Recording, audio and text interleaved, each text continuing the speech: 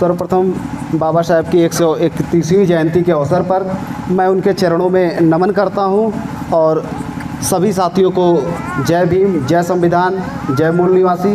और हमारे जो कमेटी के जो कार्यकर्ता लोग हैं जिन्होंने बड़े ही परिश्रम के साथ इस मकाम तक इस मुहिम को पहुंचाया है, उसके लिए मैं इन लोगों का हृदय से आभार व्यक्त करता हूं, क्योंकि इस कार्यक्रम के लिए जो मेहनत इन्होंने किया है वो निश्चित ही ये लोग बधाई के पात्र हैं। तो मैं इसी के लिए इन लोगों का हृदय से आभारी हूँ। साथियों, जब हमारे घर में कोई बीएड किया हुआ है वो बाबा साहब के बारे में कुछ नहीं बोल पा रहा है, कोई इंटर किया हुआ है वो नहीं कुछ बोल पा रहा है, तो फिर बाबा साहब ने उस दौर में तो पढ़े लिखे रहे ही नहीं होंगे, गिने चुने लोग रहे होंगे। तभी तो ये बात बाबा साहब ने कहा कि मुझे पढ़े लिखे लोगों ने धोखा दिया। आप लोग अब अपना आकलन करिए कि ऐसा बाबा साहब ने क्यों कहा।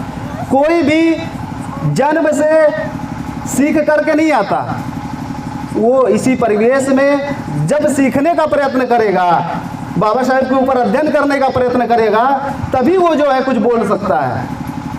मैं बाबा साहब से रिलेटेड जो महत्वपूर्ण चीज़ें हैं और बुद्ध से जो रिलेटेड चीज़ें हैं, मैं वो कुछ चीज़ें आप लोगों को बताना चाहता हूँ। साथियों, हमारे जितने भी संतों गुरुओं का आंदोलन था वो भक्ति का आंदोलन नहीं था, और आज के परिवेश में हमारे समाज के लोग महापुरुषों के सामने अगरबत्ती और उनके विचारों पर ताला ये लगाने का काम कर रहे हैं। अगरबत्ती सुलगा देते हैं तो ये समझते हैं कि हमने अपना सारा काम कर दिया, और उनके विचारों को लेकर के चलने का काम नहीं करते हैं। तो यदि हम उनके सपनों का भारत बनाना चाहते हैं तो सबसे पहले उनके विचारों को अपने जीवन में अमल में लाना होगा, तब हम दूसरे से अपेक्षा कर सकते हैं। साथियों, हमारे घर की महिलाएं उन्हीं धर्म ग्रंथों को लेकर के ढो रही हैं जो उनको गुलाम बनाने के लिए बनाया गया था।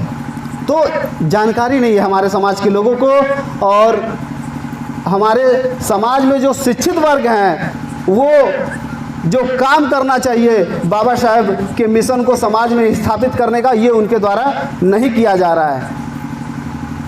साथियों, उसके बाद जब जातियों का निर्माण हुआ, उसके बाद आधुनिक भारत में सबसे पहले दोस्त और दुश्मन की पहचान कराने वाले बाबा साहब के परम पूज्य गुरुजी राष्ट्रपिता ज्योतिबा फूले का प्रादुर्भाव हुआ 11 अप्रैल 1827 को। 11 अप्रैल 1827 को राष्ट्रपिता ज्योतिबा फूले का जन्म हुआ, और उनका आंदोलन की शुरुआत 1848 में कर दिया। 21 साल की उम्र में महिलाओं के लिए और शूद्रों के लिए सर्वप्रथम किसी ने आंदोलन चलाया तो वो कौन थे? राष्ट्रपिता ज्योतिबा फूले। ये सारी जानकारी, सभी चीज़ें डॉक्यूमेंटेड हैं, बस ज़रूरत है इन पर अध्ययन करने की। मैं ये जो चीज़ें बता रहा हूँ अपनी खुद का लिखा हुआ थोड़ी ना है, ये सारी चीज़ें लिखी हुई हैं, सारे पुस्तकें अवेलेबल हैं, ज़रूरत है आप लोगों को पढ़ने की। राष्ट्रपिता ज्योतिबा फूले ने जो आंदोलन चलाया शिक्षा का, पति पत्नी ने मिलकर के जो आंदोलन चलाया, तो सबसे पहले राष्ट्रपिता ज्योतिबा फूले के जो पिता थे गोविंदराव फूले, उनके द्वारा विरोध हुआ। यदि आप सामाजिक आंदोलन का कोई भी काम करना चाहते हैं तो सबसे पहले यदि विरोध होगा तो आपके घर में होगा, और उस विरोध का परवाह न करते हुए भी राष्ट्रपिता ज्योतिबा फूले ने इस आंदोलन को चलाया और गृह त्याग दिया। क्यों त्याग दिया? क्योंकि राष्ट्रपिता ज्योतिबा फूले के पिताजी गोविंदराव फूले ने ये कहा था कि तुम धर्म के विरोध में काम कर रहे हो, क्योंकि धर्म में वो स्त्री और शूद्रों को शिक्षा का अधिकार नहीं है। तो राष्ट्रपिता ज्योतिबा फूले ने कहा कि मैं ऐसे किसी भी धर्म को मानने वाला नहीं हूँ जो स्त्री और शूद्रों को शिक्षा से वंचित करने के लिए लिखा गया है। साथियों, ये आंदोलन जो राष्ट्रपिता ज्योतिबा फुले का था वो जो है 1890 तक चला। उसके बाद बाबा साहब का प्रादुर्भाव होता है 14 अप्रैल 1891 में। 14 अप्रैल 1891 में उनका जन्म होता है और 1916 में वो सार्वजनिक जीवन की शुरुआत करते हैं। सार्वजनिक जीवन की शुरुआत का मतलब अपने लोगों के हक और अधिकार की बात करना वो चालू कर देते हैं। कितनी उम्र थी? 25 साल। 25 साल की उम्र में बाबा साहब ने आंदोलन चालू कर दिया 1916 से। और कब तक काम किया? 1956 तक। 40 साल तक लगातार काम किया। और 40 साल लगातार काम करने के बाद तब बाबा साहब अम्बेडकर ने कहा कि मुझे पढ़े लिखे लोगों ने धोखा दिया। 40 साल क्यों कहा? साथियों, में अपने इतिहास को फिर से पढ़ना होगा, तभी सत्य और असत्य के बीच में भेद आप लोग कर पाएंगे। साथियों, बाबा साहब के एक सहयोगी थे आर भोले। आर भोले और RD भंडारी, ये दो लोग व्यक्ति थे। बाबा साहब को इन लोगों ने धोखा दिया। धोखा क्यों दिया? क्योंकि ये निष्ठावान नहीं थे। शिक्षित तो थे, वेल क्वालिफाइड थे, वकील थे, लेकिन जो समर्पण होना चाहिए संगठन के प्रति वो समर्पण इन लोगों के अंदर नहीं था। तो हमें निष्ठावान बनना है, हमें अनुयायी बनना है। ये नहीं कि हमें बाबा साहब के मूर्ति पर एक दिन माला चढ़ा दिए और जो है अगरबत्ती चढ़ा दिए और साल भर जय भीम बोलने का और किधर भी चलने का, इधर भी चलने का और उधर भी चलने का, ये काम नहीं होना चाहिए। यदि आप जय भीम बोलते हैं तो उनके मिशन और उनके उद्देश्य और उनकी विचारधारा को समाज में स्थापित करने का काम यदि आप लोग नहीं करते हैं तो आप लोग भी धोखेबाज हैं। ये हमको और आपको समझने की ज़रूरत है। बाबा साहब ने 20 मार्च 1927 को महाड़ में एक सत्याग्रह किया था। किसी को पता है? पानी के लिए वो सत्याग्रह था। क्या बाबा साहब को पानी पीने के लिए महाराष्ट्र में नहीं मिल रहा था? मिल रहा था, लेकिन जो सत्याग्रह उन्होंने किया वो सार्वजनिक जगहों पर कुत्ते और बिल्ली तो पानी पी सकते थे, लेकिन हम लोगों की आवाम को, हम लोगों की आबादी को पानी पीने की आज़ादी नहीं थी। इसलिए बाबा साहब ने 20 मार्च 1927 को पानी के लिए सत्याग्रह किया। बाबा साहब ने जब सत्याग्रह किया तो उसके पहले ही बताया कि यदि हम लोग इस तालाब का पानी पी लेंगे तो अमर हो नहीं जाएंगे। हम लोगों का आंदोलन समानता, स्वतंत्रता, बंधुता और न्याय पर आधारित है। और जो पानी पीने के लिए रोका गया था ये जो है असमानता पे आधारित है। रेशियल डिस्क्रिमिनेशन एक वर्ड है, रेशियल डिस्क्रिमिनेशन, वंशानुगत भेदभाव पर आधारित जो है, मैं इसके विरोध में जीवन पर्यंत काम करूंगा, ऐसा बाबा साहब ने कहा था। 2 मार्च 1930 को फिर बाबा साहब ने काला राम मंदिर का आंदोलन चलाया। काला राम मंदिर का आंदोलन बाबा साहब ने क्यों चलाया? क्या बाबा साहब हम लोगों को पुजारी बनाना चाहते थे?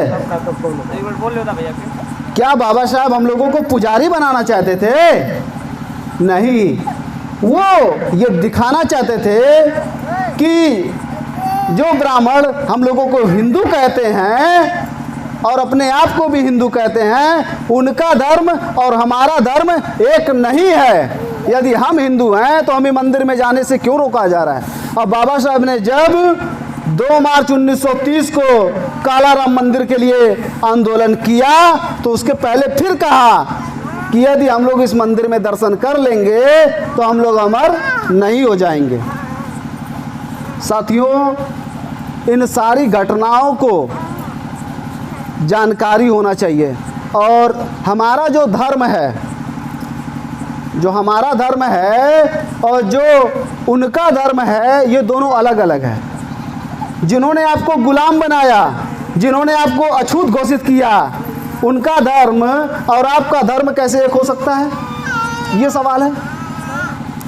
इसीलिए बाबा साहब ने सभी धर्मों का अध्ययन किया और उसके बाद बुद्ध के धम्म को अपनाया। आप लोगों ने किसी ने पीके मूवी देखा? कितने लोगों ने देखा? क्यों बुद्ध के धम्म पे हमला क्यों नहीं है? क्योंकि उसमें कोई कमी नहीं है। और पीके मूवी में जो बुद्ध के धम्म का जिक्र तक उन्होंने नहीं किया है। जिक्र कर देते तो आप लोगों को जानकारी हो जाती कि वैज्ञानिक धर्म ही बुद्ध धर्म है।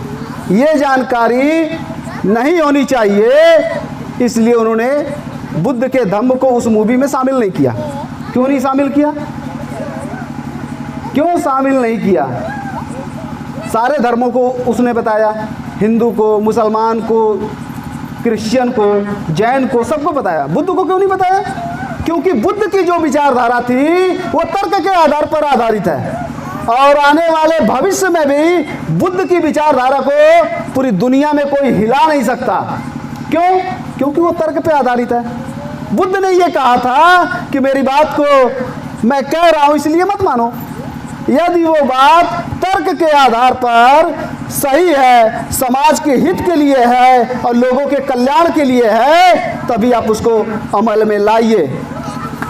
बुद्ध ने सर्वप्रथम ये कहा था कि जो मैंने नियम बनाया है ये किसी भगवान का दिया हुआ नहीं है, मेरा खुद का चिंतन मनन करके मैंने जो नियम बनाया है ये मेरे द्वारा दिया गया है। और दुनिया के जितने भी धर्म हैं सभी धर्मों के द्वारा क्या कहा? सभी धर्मों के लोगों ने क्या कहा? हमारी किताबों को ईश्वर ने लिखा है, गॉड ने लिखा है, अल्लाह ने लिखा है। लेकिन बुद्ध ने ऐसा नहीं कहा। बुद्ध ने अपने धर्म को तर्क के आधार पर कसा और इसीलिए आने वाले समय में भी बुद्ध के ऊपर कोई भी हमला नहीं किया जा सकता। उनके विचारों के ऊपर उनको दबाया तो जा सकता है, उनको हाइड तो किया जा सकता है, लेकिन जो तर्क के आधार पर उनको हराया नहीं जा सकता। और सारे चिंतन मनन करने के बाद 14 अक्टूबर 1956 को बाबा साहब ने 10 लाख लोगों के साथ बौद्ध धम्म ग्रहण किया। आज हमारा धर्म क्या है? क्या लेके हम लोग ढो रहे हैं? क्या लेके ढो रहे हैं? बाबा साहब के सपनों का भारत जो हम लोग बनाने की बात कर रहे हैं, तो बाबा साहब के सपनों का भारत बनेगा कैसे? जिस धर्म को लेके हम लोग चल रहे हैं उससे बनेगा। तो सबसे पहले धर्म को हमें छोड़ना पड़ेगा। कितने लोग यहाँ पे हाई स्कूल इंटर हैं? सभी लोग। एक चीज़ मैं बताना चाहता हूँ, हनुमान का पसीना मछली के पेट में गया तो क्या पैदा हुआ? मकर ध्वज। मछली अंडा देती है कि बच्चा देती है? अब बताइए, हमारे पढ़े लिखे लोग बता रहे हैं कि अंडा देती है, लेकिन मान कौन रहे हैं? बच्चा वाले को। ये चीज़ है, ये बुद्ध ने कहा, तर्क कहा। लेकिन आज का हमारा जो पढ़ा लिखा वर्ग है, जो शिक्षा दी जा रही है, वो तर्क के आधार पे नहीं है। नालंदा और तक्षशिला, विक्रमशिला जैसे विश्वविद्यालयों को इसीलिए तबाह किया गया कि भारत के मूल निवासियों को फिर से यदि गुलाम बनाना है तो इन लोगों के तर्क के आधार पर शिक्षा नहीं मिलनी चाहिए। हम लोगों के दिमाग को इतना कुंठित कर दिया गया है कि धर्म पे हम लोग कोई टीका टिप्पणी नहीं कर सकते, क्योंकि उन्होंने ऐसी मानसिकता बता दिया है कि धर्म पे जो है टीका टिप्पणी नहीं किया जा सकता। लेकिन बुद्ध ने नहीं कहा। बुद्ध ने कहा टीका टिप्पणी करिए, तर्क करिए।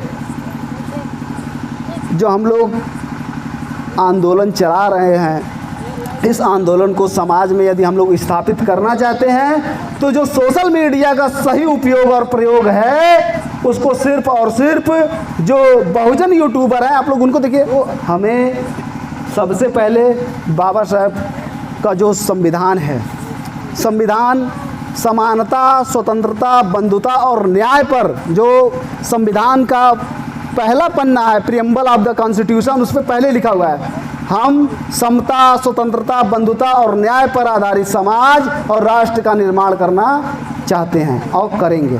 क्या ऐसा होगा? 26 जनवरी 1950 को देश का संविधान लागू हुआ। उसके बावजूद क्या समता, स्वतंत्रता, बंधुता और न्याय पर आधारित समाज और राष्ट्र का निर्माण हुआ? क्यों साथियों, हमें अपने बहुजन समाज को जागरूक करने के लिए अपने जो शिक्षा का उपयोग और प्रयोग इसी तरीके से करना होगा।